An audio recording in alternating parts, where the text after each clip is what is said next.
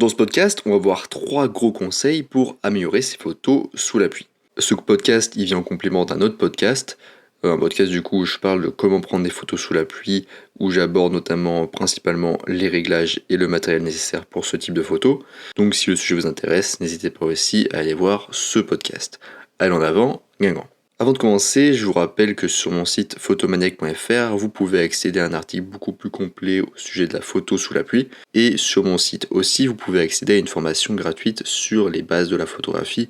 Donc si ce sujet vous intéresse, n'hésitez pas à y aller et à vous y inscrire. Premier gros conseil, capturer le comportement des humains sous la pluie. Les tempêtes de pluie donnent lieu à des changements de comportement chez les êtres humains. On observe des actions qui se produisent uniquement sous la pluie. De l'agitation des parapluies à la petite foulée de la personne qui a oublié son imperméable, ou encore à cette personne qui s'abrite sous sa veste, ou l'autre qui protège son précieux smartphone. Et évidemment, on a aussi ce connard d'automobiliste qui arrose tout un groupe de personnes attendant sous un abribus. Bref, les scènes urbaines sous la pluie vous offrent tout un panel d'actions à photographier. Et au lieu des humains, vous pouvez aussi photographier leurs jouets préférés, les voitures. Les véhicules en mouvement et les embruns qu'ils produisent créent des photos intéressantes sous la pluie. Utilisez un objectif long pour éviter d'être éclaboussé et essayez de photographier depuis une fenêtre ouverte ou l'étage supérieur d'un parking à plusieurs étages par exemple. Cela vous permet de rester un petit peu en sécurité et de pas trop du coup vous mouiller. Alors photographier les gens, c'est aussi l'opportunité de capturer les émotions.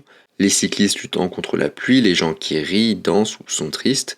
Bon, ça devrait pas être trop difficile à en trouver en ville, des gens tristes. Et en plus de ça, le contexte humide, pluvieux et difficile, mélangé à la photo urbaine, est un cocktail intéressant pour donner un côté plus dramatique et renforcer les émotions. Deuxième gros conseil pour la photo sous la pluie, utilisez une source de lumière derrière la pluie.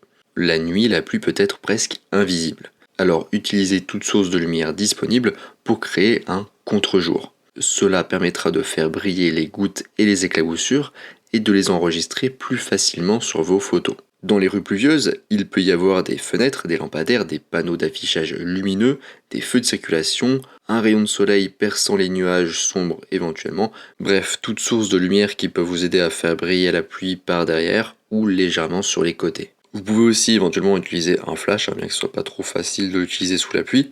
Et s'il produit trop de reflets parce qu'il est trop en face de votre objectif, et dans ce cas, positionnez-le un peu plus sur le côté. Vous pouvez aussi essayer de faire quelques silhouettes d'éléments avec l'éclairage arrière. Troisième gros conseil pour la photo sous la pluie, profitez du temps avant et après la pluie. Vous connaissez peut-être le dicton « avant l'heure, c'est pas l'heure » et « après l'heure, c'est plus l'heure ». Eh bien, en photo de pluie, si. Avant la pluie, en journée avec un temps nuageux, vous obtiendrez une lumière homogène, possiblement faible, pensez à adapter vos réglages, et ces conditions sont géniales pour faire tout type de photos, et notamment le portrait et la macro. Alors attention, si vous incluez le ciel gris dans une photo de paysage, il faudra sans doute vous servir d'un filtre ND gradué. Pourquoi ? Tout simplement pour réduire les écarts de luminosité et faciliter l'exposition. Parce qu'en effet, il y a beaucoup d'écarts de luminosité entre le ciel gris qui sera plus lumineux que le reste de la photo. Ce qui peut du coup entraîner une surexposition du ciel ou une sous-exposition du reste de la scène. Avant la pluie, vous pourriez aussi avoir un temps semi-nuageux avec des trous de lumière à travers les nuages et des variations de luminosité. Alors c'est plus difficile à exposer correctement, mais c'est aussi très joli. Et si vous ne voulez pas vous mouiller sous la pluie pour faire des photos dites sous la pluie, alors vous pouvez photographier après le passage pluvieux. Vous aurez quasiment le même type de résultat. S'il fait sombre dehors, vous obtiendrez de beaux sols réfléchissants qui sont parfaits pour la photo de rue notamment. Pendant la journée, vous pourriez obtenir une belle photo d'un arc-en-ciel ou une photo de nuages sombres qui se retirent avec des rayons du soleil qui percent à travers. Et le plus beau après la pluie, c'est que la plupart des objets sont encore humides et scintillants, reflétant la lumière.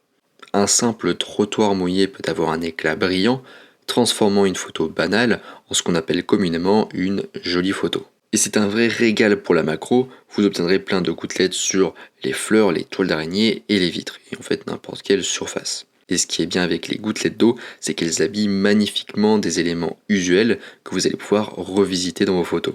L'éclat de l'eau de pluie augmente également la profondeur apparente de toute photo. En effet, l'eau reflète la lumière dans de multiples directions et intensités. Ce phénomène optique donne ainsi une forme à tout ce qui est mouillé.